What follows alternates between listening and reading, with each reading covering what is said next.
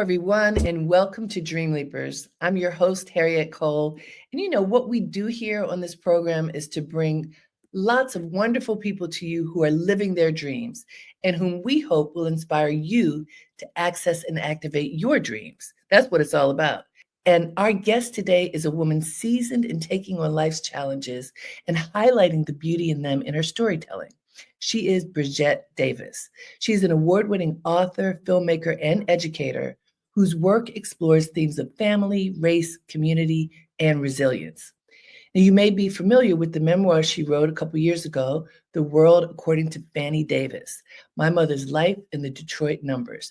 It was a New York Times Editor's Choice and a Kirkus Review's Best Book of 2019, right before the pandemic. She's also written 2 novels, Shifting Through Neutral and Into the Go Slow, as well as another memoir that has just come out right now. It's called Love, Rita, an American story of sisterhood, joy, loss, and legacy. Beyond her writing, Bridgett is an accomplished filmmaker with her feature film from 1996, Naked Acts, earning acclaim right now by being streamed on Prime Video. This is major. You can watch it right now. So please join me in welcoming the multifaceted Bridgett Davis. Hello. Hello, hello. So congratulations on all the things. Oh, thank you. Thank you for that introduction. I'm so flattered. Thank you. Well, when you get to hear what you've done, it's like, I guess I have been working for a minute, huh? Like, I'm really impressed with her. Yeah. Who's that girl? Yeah. It's really important. Many of us who are working and creating and doing all these things, sometimes we don't even think of ourselves as successful. Does that ever happen to you? Oh, all the time. It's really nice when people say to me they're inspired by what I've accomplished, because I'm always thinking about what I haven't done. Right. I don't know if that's a woman's kind of mindset or just this culture we're in, but yeah, it's important to remember we've been at this, They now call this thing imposter syndrome, but yeah. I really do have moments when I'm thinking, oh my goodness, what have I done? Wait a minute, Harriette. I swear, but I'm telling you, but it happened. I've known you a long time. And I've done a ton of things. Came the whole time. But you know what I'm saying, though? Yeah. Sometimes you have these moments, well, what have I accomplished? Where am I now? And part of what I think is important, especially as we're looking at this incredible body of work that you have made, is that we do need to remind each other and lift each other up and know that even people who you think are the most successful at whatever have those moments, those moments of doubt, have those moments of, did what I create reach whatever level I wanted it to create? And where am I now? These are questions that we have. Oh, for sure. Across the decades too, That's the other thing. It's like, and it changes over time, doesn't it? Yes, exactly. It's true. But I also have to remind myself that younger women are looking up to me, looking up to you. Mm-hmm. And you forget that part too. And I think when I remember that, it really helps me to stay clear about, this was the whole point of it, wasn't it? Mm-hmm. To live by the examples of those who inspired me and to be an example for those who can be inspired by me, right? So it's true. One thing that my mother had said to my sisters and me over all of the years is count your blessings. And especially at times when you are feeling contracted, write it down. What are you grateful for? And for I thought of it just now, because when I'm talking to young people and I can say to them, write it down.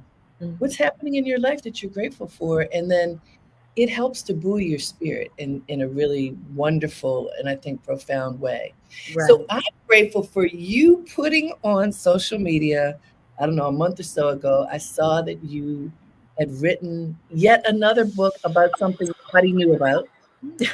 Yeah, that's me. Yeah. And so this is about a sister that I don't even know people necessarily knew. So tell us about your sister and why you chose to really reveal something very tender about your family in this way? Yeah. You know, it really begins with the first memoir I wrote, The World According to Fannie Davis, about my mom. As you know, in that book, I was revealing a lifetime secret about our family, that my mom gave us a middle class life by running this underground lottery business for decades. And so that was an obvious secret that I was keeping, but also it became really clear to me it was time to tell, because I was super proud of her. And also I wanted the world to know about this dying underground culture that had really buttressed and helped Black people in so many communities, right? So I understood, once I decided to write that book, I understood its purpose. I knew what I was doing. But the funny thing is, I had my sister Rita all through that book because she was an integral part of my mom's business. They were like really tight. And so to tell my mom's story, I definitely included Rita. But something about revealing that secret, Harriet, it sort of gnawed at me. And I thought, all right, you're really not telling the big, big, big secret. Mm-hmm.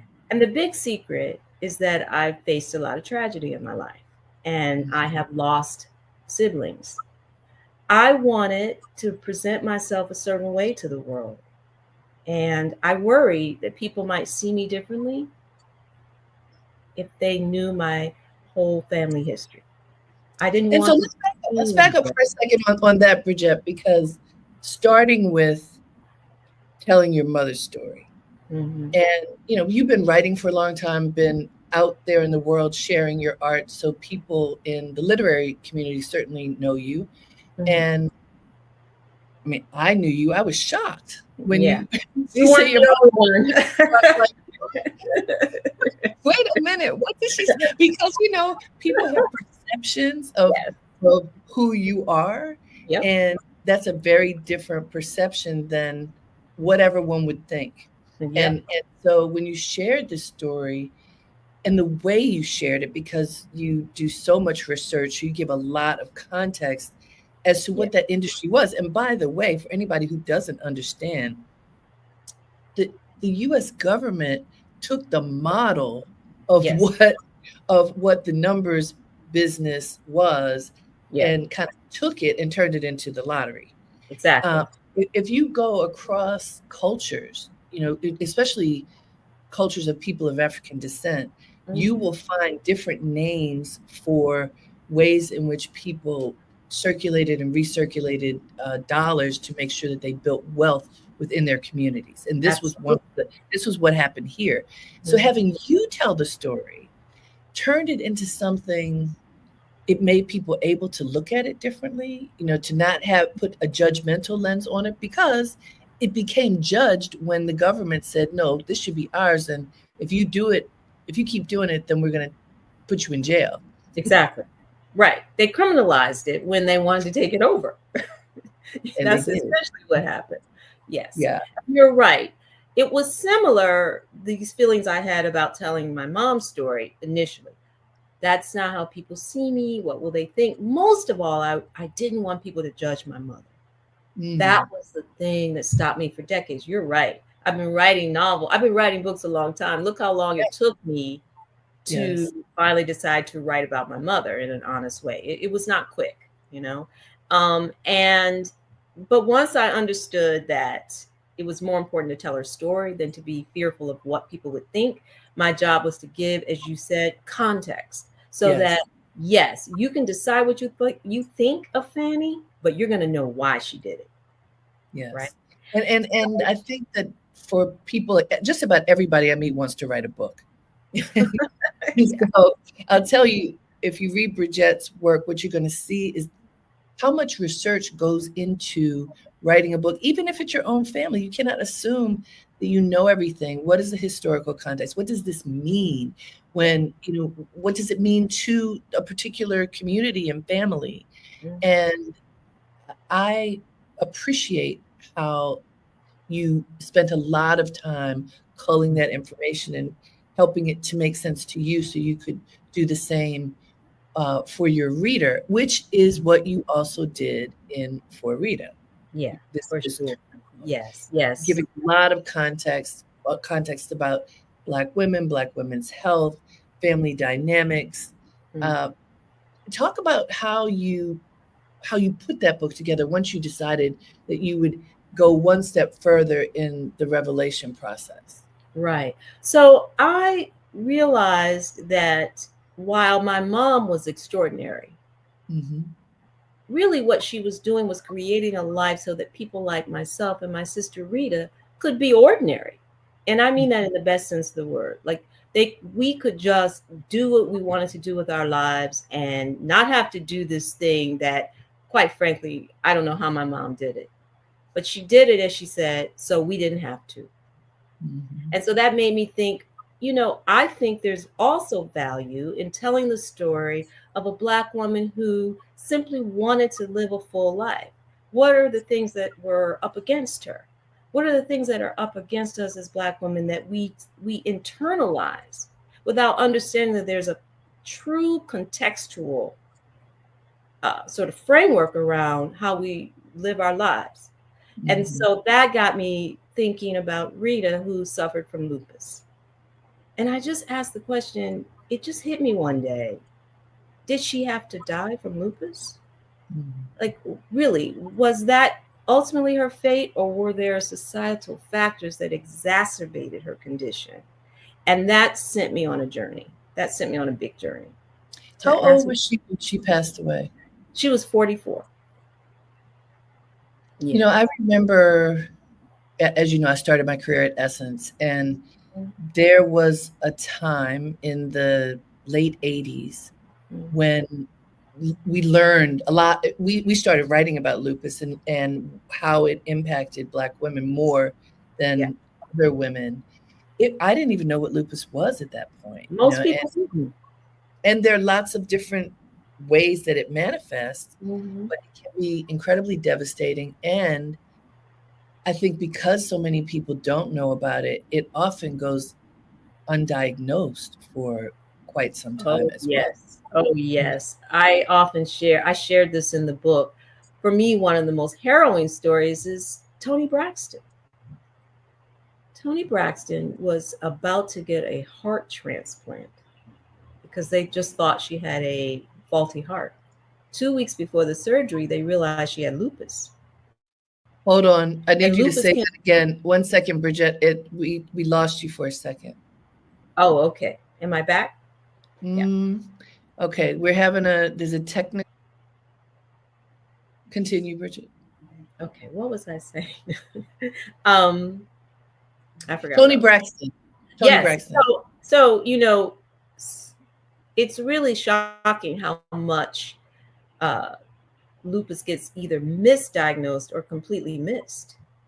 And one of the most harrowing examples to me is the story of Toni Braxton, who was about to get a heart transplant.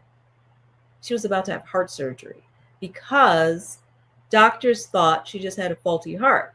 And shortly before the surgery, they realized she had lupus. Mm. Lupus can attack your organs.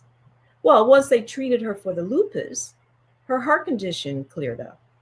And she then realized that she probably had had lupus for 20 years before she was diagnosed. So now she's a real advocate for the disease. But that's just an example of, the medical profession being unaware, and this idea, I think, of not really listening to Black women not understanding that they do have a voice and need to push and really advocate for themselves. There are a lot of things tied into why Black women are not always getting the treatment they require as lupus sufferers. And why are the stats such that I believe for every 250 Black women, one of them will have lupus? Well, that's a lot of women. That's a lot of Black women. That's crazy. Let me Yeah. remind folks, this is Dreamleapers with Harriette Cole. We are talking to author, filmmaker, memoirist Bridgett Davis, and she has a new memoir about her family, Love Rita, that she's talking to us about right now. You were 4 years younger than Rita. Is that correct? Mm, correct, correct. And so there's a part early on in the book where you describe, I think you and Rita are walking somewhere and she needs to rest. And you Mhm, describe you don't understand it. You're like, what's wrong with you? It's just a little bit further. And I can mhm. understand that feeling of regret in retrospect. Oh, I was pushing her because I didn't understand. Can you Yeah, talk yeah. about your relationship to your sister and coming to terms with the fact that she had this autoimmune disease? You're younger, you're looking up to her, and you're not really understanding what's going on. Yeah, I wanted this book to speak to the ways in which family members of those who have chronic illnesses um, deal with that reality because it's complex also. You love this person, but you don't always know how to be there for them in the ways they need. And so I share this story of being in New York for the first time. She and I are on our first trip to the city. We're very excited. These two girls from Detroit, and she's 22, I'm 18. We're young.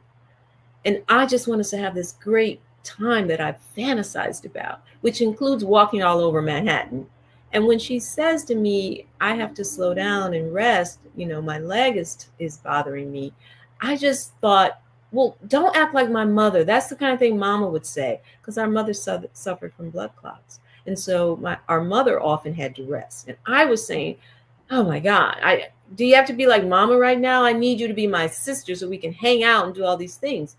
Well, she was so hurt by that I'm because she sure. realized, yeah, she realized I wasn't understanding her situation.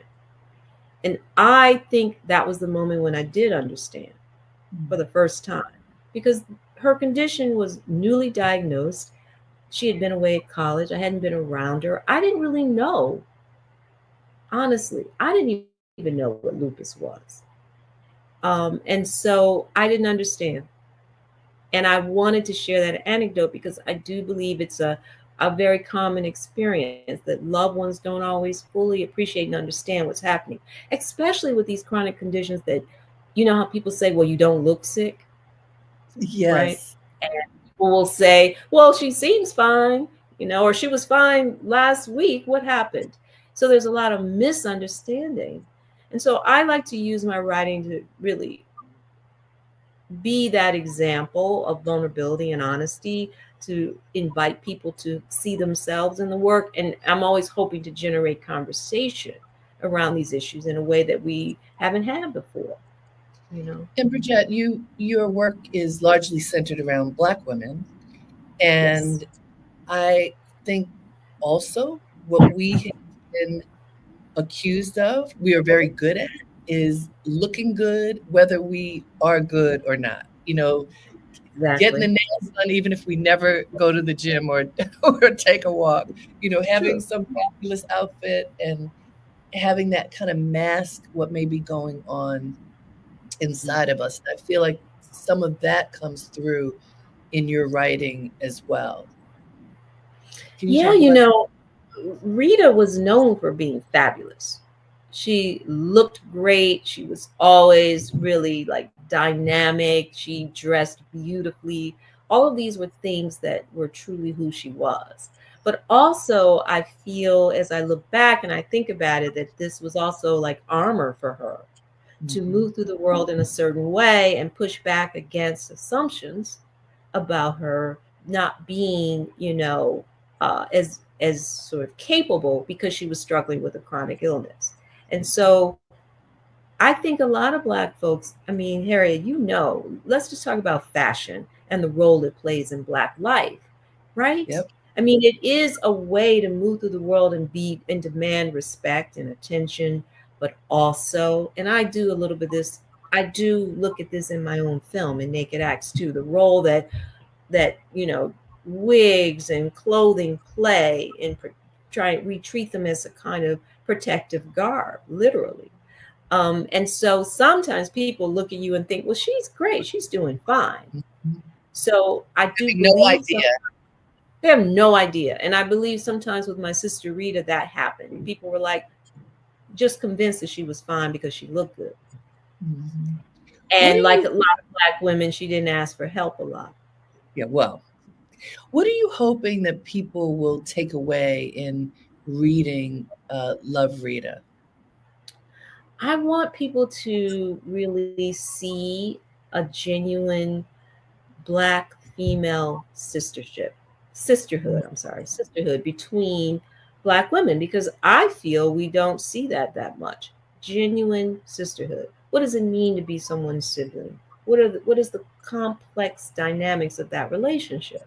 I feel Mhm. as though that's not part of what we see in popular culture nearly enough. But I also want people to take away from the book a deeper understanding of this particular disease, lupus, and to know that you do know someone with lupus. Most likely you know someone suffering from that or another kind of autoimmune disease. And I want people to feel like, oh, I've read this book and I understand a lot more about the disease itself and about people who grapple with and work through and suffer from it. Also, I really think it's important to have a conversation about the ways that systemic racism impacts Black life physically, in terms of our health and in terms of our stress levels, and how that's manifesting as all of these diseases. I feel as though we have not been having that conversation enough. And my girl, Linda Villarosa, Oh, was yes. so brave, right? So brave in coming out with Under the Skin and just saying that racism was making Black folks, live shorter lives and be sicker. And that encouraged me to say, I'm going to take this one Black woman's life that I've known so well and use it as an example of how this really manifests in our lives, you know? Yeah, I think it's important, and especially today, where Black lives are under attack in a refreshed way, it being called DEI, but really it's primarily targeting Black people and discrediting us for anything that we've accomplished, which is Right. just horrifying and frightening and has us with our back up in a new kind of way. Mm-hmm. Mm-hmm. I mean, I listen to people and have my own experiences in my business of shifting because Yeah. of these attacks. And I wonder what impact this is going to have on our health, especially Black women's health, because many Black women are leading the family, and some are not doing it alone, but many are. And Mm-hmm. based on your research, what are the kinds of things that you have learned health-wise impact, especially Black women when they are feeling attacked? Well, the biggest thing I learned is that it is a physiological response that you're having when you're feeling the stress. And, having to deal with systemic kind of resistance to you. You're too loud, you have to prove yourself doubly so, you're not listened to, all the things. It affects us. And so, what does stress do? It raises your blood pressure, right? It creates heart disease, it creates all kinds of autoimmune diseases, as I was saying. All of these things are not just what happens to you, they're what are caused by the system that is really making our lives unnecessarily hard. And so what do we do about that? I think it's so important to be clear that this is not a, a fault of our own. I think that's the first thing to think, to say to people, to say to Black women, it's not that you're doing things wrong. It means that you have to do more to self-care. That's what you Right. have to do. And then figure out how to be in community in a Right. way that can So buttress us. important. Community is so So important. Bridgett, I'm thinking of two things. When Kamala Harris did not win the election and spoke to the nation, one of the things that was a little bit surprising that she said was, you'll have to take care of yourselves. Mm. You got to take care of yourselves so you can be strong, because we have to be strong. So take care of your heart, take care of your body, take care of your being, so that you will still be able to fight the good fight. Of Exactly. all the things that I thought she might say, that was not on the list. I mean, it's very important. And very often we don't take care of ourselves. Very often Mm. we put ourselves last because it's the child first, it's the spouse first, it's the work, it's whatever, all the other things. Mm. And those days right after the election, many people were saying, take care of yourself. People who don't normally say that. And newscasters, Mhm. like hard news people were saying it. And then the other thing, I just went to an event recently where Angela Davis was speaking. And I said, she's Mm. speaking. I haven't heard in a long time. Let me go hear her. And she said something that is resonating with what you just shared just now, that on the one hand, the individual is important because we need to build ourselves and really honor who each of us is. But Mhm. individualism is the worst possible thing, that with Yeah. those two being different. And when you think of community and the collective rather than individualism, you have strength because you can lock arms with others and you don't have to feel that you are alone. But so often It's we vital. bought into this philosophy that there can only be one. We've been taught there can only be one. And so Mhm. therefore that's going on this individualism route. And so how do you think we can recast our thinking about community and dig in more deeply about community now? What do you think we can do? I feel, going back to Kamala Harris, I felt like I too love that she said that, you know. Mm-hmm. And I feel like she understood how Black women had worked so hard to try to get her elected. And I think she was speaking to us and she was saying, I see the work you did. Now Mm-hmm. you have to take care of yourself because the fight is real and we need you to be rested. Rest is reparations, rest is resistance. And we also need you in true coalitions. I feel like that's what I got from her making that statement because we did come together to try to get her elected. In We a did. political context, we know how to do that. But we got to do that in other ways. Mutual aid society. What is that? That's coming together, right? That is really our tradition as Black folks. Sure. You were telling me, that you understood that the numbers was one example of how Black folks came Mm-hmm. together to circulate those dollars over and over in the Black community. That is a form of community. The numbers was, trust me, so much about community, so much about community. And I feel as though we don't have obvious and overt examples of that today. So we need to find them. They're there. We need to embrace and seek those communities in a way that, in some, I don't know, I'm not going to blame social media, but I feel as though we sometimes have the sense or the impression that we have community, but we don't always go out and put ourselves around people. The way you said, I haven't seen Angela Davis in a while.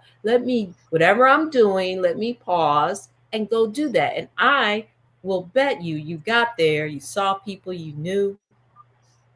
Even that is a form of community, just bonding around, uh, communal events Yeah, and that's so always remembering, I'm not alone in this. I'm not alone in this, you know? it's important. Hey guys, this is Dreamleapers with Harriette Cole. We are talking with author, memoirist, filmmaker Bridgett Davis. She has a new book out, Love. What's your sister's name?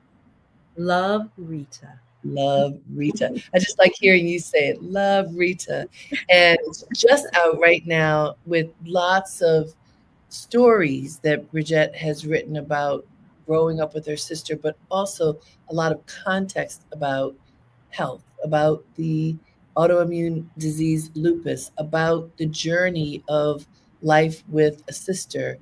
And, you as a seasoned writer, there's a lot of information that I think you share that helps us to have context, which is so very important.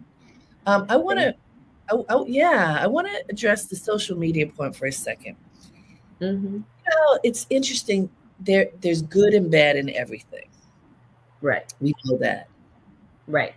I happen to like social media, and at the same time do feel that it can be isolating, because you imagine if you could go out and actually hug someone, actually just see someone you're there. And we like to touch each other. We Yeah. need, human beings need to touch each other. We know this. But I will say too, Bridgett, I have had the experience of when loved ones have passed or have become ill, social media has been the primary driver for people to find each other. Mm-hmm. I think a lot of times these days, people don't know, even if they're close to people, they don't know the phone number or email address of their emergency contact. I mean, if you even look at your personal life right now, I bet you there are people you're close to and you don't know that information. And True. I've had this happen. A very close friend of mine died recently, and I realized he Sorry. would talk. Yeah, he would talk about his nieces and grandnieces, but he never said their names. I mean, I was Mm-hmm. with them for 30 years. I didn't meet them. I heard about them. I felt like I knew them. A group of us, found his family through social media. So I think this this phenomenon that has been created that does allow us to find each other for lots of reasons. And at the Mm-hmm. same time, I always think that there needs to be a balance of technology and humanity. And we Mm-hmm. have to be able to come together. We cannot just be holed up at our computer or our phone and feel like that's enough. We need each other too. Yeah, I mean, I think of social media as the big old-fashioned community board. You know, Yes. you know how folks used to have those places where people would put information on an actual community board, and people would come by and they'd learn things they wouldn't otherwise know. And one of the things I did in Love Rita is I wrote this epilogue in which I talked about the fact that she died in at the dawn of the new millennium. She died in 2000. And I imagined all of the resources that would have been at her disposal had she lived, that she would have loved, that would have helped her too. And of course, it's things like cell phones and FaceTime, but it's also like, specific groups on Facebook. She would have loved that. It would Yeah. have been all of that would have been forms of community for her, especially, let me say, when someone has a chronic illness and they can't physically be out in the world in the same way. I agree. I mean, social media fills that gap, and online life can fill that gap. Imagine being able to go to your church services online when you can't, Which when we you used learned to just to do during the right. pandemic. The pandemic, That's right. and a crazy thing about the pandemic is it got us to be connected to people all over the world, potentially, who we may not have been able to reach in that way. It's Yeah, phenomenal. Okay, I want to it's talk about your phenomenal. film. I want to talk about Okay, Naked X. I watched it naked. again in knowing that we were going to talk. I remember it from when it first came out, and it was so funny seeing. So I'm good friends with Renee Cox, and I'm seeing, oh look, she's a baby, and Baby, we were babies back then. Um, we it were. and I read an article, a recent article about the film in the New Yorker that was so beautifully written, that kind of frames Yeah. what the writer was thinking and really digested the film to get a sense of what you were able to portray. There's identity, Black women's identity. There's uh, whether you have dominion over your body, Yeah. owning your sexuality, being safe or unsafe. I mean, creativity. There's so many levels of things to think about in this film. You made this film in 1996. Why? Why? Great question.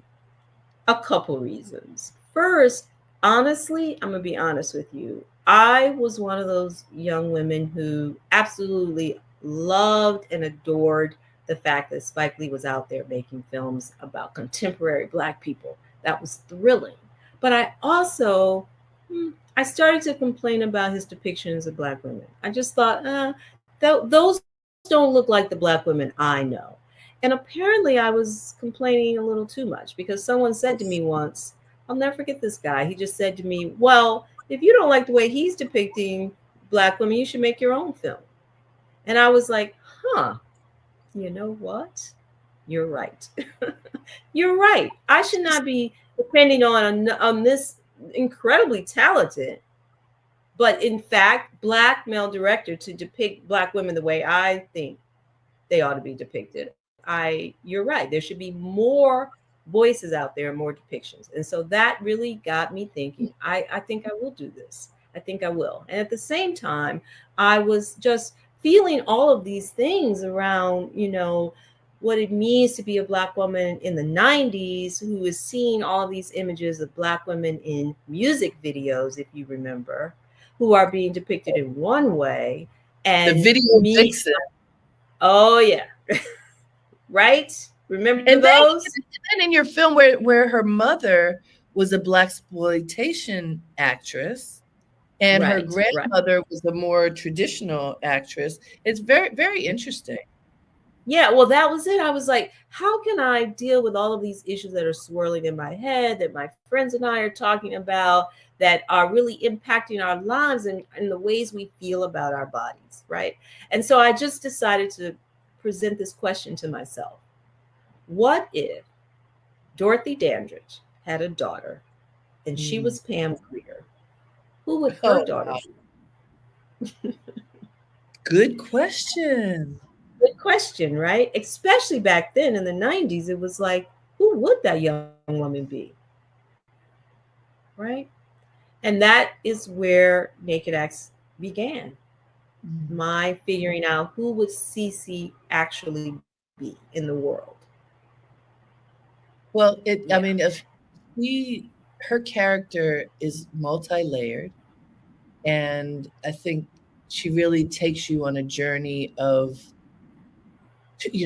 experience and directly, deeply into the heart, and kind of living with the challenges that she has faced. And one of the things that I think is so interesting has to do with body image. So this is a woman who, when you see her, she's a very thin woman, and she talks about, and everybody else talks about, how much bigger she used to be, that she was more than 50 pounds larger, and had recently lost weight and was uncomfortable in her skin. And she had her reasons for being uncomfortable in her skin. But Bridgett, there was while I didn't have that, what happened to her, when I was young, I was so skinny. I was a model. I was 5'9", size 2'4". I was really skinny. People, so mean. People were not nice. They were so mean. They teased me. Being skinny in the Black community is not necessarily, it wasn't. I know, you call the beanstalk and all those things. Yeah. All those things. And then, so I was, there were years that I didn't feel comfortable in my skin because it was good on the runway, but it wasn't so good everywhere else. And then you get older and you gain weight. You're like, oh my God, no, I don't want this either. Yeah. So, now I feel better and I own my being in a different way. But I'm saying that to say, I think a lot of us feel uncomfortable in our skin regardless of our size, that we are so judged about how we look in the bodies that we inhabit that I think you touched a nerve for a lot of people, whether they had dealt with sexual abuse or not, that there was something. some level of Yeah. judgment and rejection that people have felt. Can you talk about what that means? What that means to Black women? Wow. It's deep because I feel like for so long, we didn't have a fat positivity movement. We didn't have that kind of language. Mm-hmm. I saw my own sisters, all of whom were big women, really get mistreated. It was just acceptable to tell fat jokes around folks. There was like no issues about that, or people were fat shamed. And Black Mm-hmm. women are naturally usually larger women, right? Many of us. And so it felt like, wow, we need to really figure out how to be respectful of Black women, whatever size. That was my point. Whatever size Black women are, we need to respect them and also help these Black women feel better about who they are. I'll tell you very quickly, I was inspired in part because I met a young woman when I was a newspaper reporter who literally had, before I met her, lost 50 pounds. And I thought she looked beautiful, but I noticed as I became closer to her as a friend, that she still struggled with her sense of herself, in part because she remembered how she was treated. And there was a part of her that felt like, oh, now I'm okay. Now that I've lost this weight, now I'm Right. worthy of your attention, men on the street. It was really weird. And so that was in my head, right? Just that, and someone like a Winsome in the story who is thin and struggling with her Yes. body image. A little bit of what you were sharing, Harriet, about Yeah. Black women in also are out there who have issues with their body because they're small. So I Right. just really wanted to give a platform for all of that. I want to And say and this you too. did. Yeah, yeah. It was important because we contain multitudes. So we're all the things. We're all the things. And I have been really moved by how many women today who see the film, some of whom weren't even born when I made it, who Mm-hmm. tell me that it resonates with them, but in new ways. Not only have I, as I've taken the film to festivals around the world, encountered people who've said things to me like, I'm trans, and I Mm. have so many body issues that you are speaking to in your film. Even though I was thinking in really binary ways back in the day, I'm Right. like, wow, I see what you mean. Another thing that just occurred to me, I have a dear friend who's been on Ozempic because Mm. she's had some health conditions. And now suddenly, as she said to me, I am used to being a big girl. And now I'm moving through the world in this other way. She's like, it's a little weird. It's And I interesting. thought, Yeah. yeah, I thought, wow, that's very of the moment, isn't it? Body image is a real issue, Really. and especially for women, although some men deal with it too, but we are judged so harshly based upon a standard that, what is that standard? There's always somebody who picks on a child, we know that. And I felt like your film really helps to unmask a lot of that, and just this sense too of being able to look at yourself naked, being able Yes. to be in an intimate relationship with your clothes off, Mm. and with the lights on. These Yeah, are things that a lot of people struggle with. They don't necessarily talk about it, but exactly. to be sober and have an intimate relationship, these are things that people struggle with today. And I think Mhm. a lot of people are uh, not comfortable disrobing in all of the ways, not just physical, but just, unmasking. And well, Mm. before you respond to that, let me just tell folks this is Dreamleapers with Harriette Cole. We are talking to Bridgett Davis. We're talking right now about this film, Naked Access, she made back in 1996, and it's now available to be seen. It's on Prime Video, is that right? It's on Prime, Apple. It's also streaming on Canopy, which is a free platform for folks through the library. And it's also on Blu-ray and DVD. Fantastic. So Yeah. what your work has looked at primarily Black women, the things that we're dealing with this intention to uplift and educate. Mm-hmm. What are you hoping that your work will do as we move into this time of uncertainty? How can people engage your work for their strength?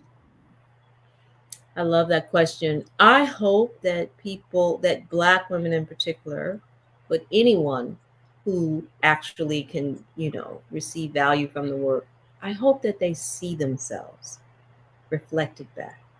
I think there's so much power in that. When you see yourself, then you understand that your life, your situation, you're not alone, and it's validating. And I think that that provides the basis from which we can move forward and be strong and do what we need to do for ourselves. Because if you feel, as my mother used to say, if you feel less than, you can't give your full self to anything or anybody.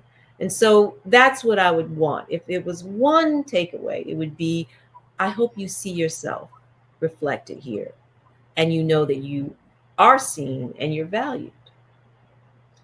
And You know, Bridgette, for people who want to be authors, because as I said, I mean, just about everybody says, everybody wants to write a book. what's right.